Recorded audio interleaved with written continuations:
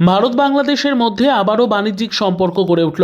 উত্তর দিনাজপুর জেলার ভারত বাংলাদেশ সীমান্ত রাধিকাপুর বর্ডার দিয়ে পণ্যবাহী ট্রেন চলাচল শুরু করলো। দীর্ঘ 9 মাস ধরে রাধিকাপুর সীমান্ত দিয়ে বাংলাদেশমুখী পণ্যবাহী ট্রেন চলাচল বন্ধ ছিল। তার উপর বাংলাদেশের অস্থির পরিস্থিতি।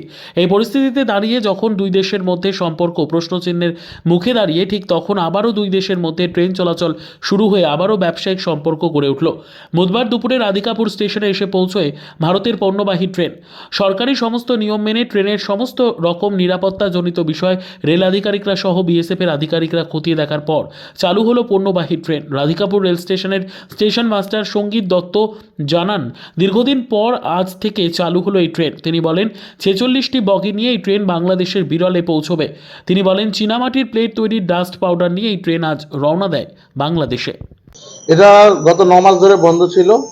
বাংলাদেশের ডিমান্ড কম ছিল দেখে আমাদের এখান থেকে যাওয়া বন্ধ ছিল। এটা লাস্ট গেছিল বা 6 মে 2024-এ গেছিল এবং এমটি রেট 12 মে 2024-এ রিটার্ন। তারপরে আজকে প্রথম 19 ফেব্রুয়ারি 2025-এ প্রথম গেল।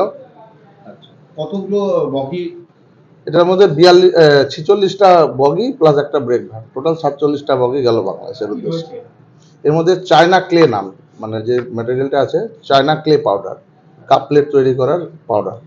আচ্ছা, এটা কি এখন মানে যেটা এখন প্রাইস যা আশা করবে, তাই তো? হ্যাঁ, এখন আশা করি এটা কন্টিনিউ চলবে। এটা বাংলাদেশে কোথায় গেল? বাংলাদেশে বিরল অবধি গেল। আবার বিরল থেকে যিনি বুক করেছেন উনি ওখান থেকে রিবুক করে আবার যার যেখানে প্রয়োজন সেখানে নিয়ে যাবে। ব্যুরো রিপোর্ট, উত্তর বাংলা সংবাদ।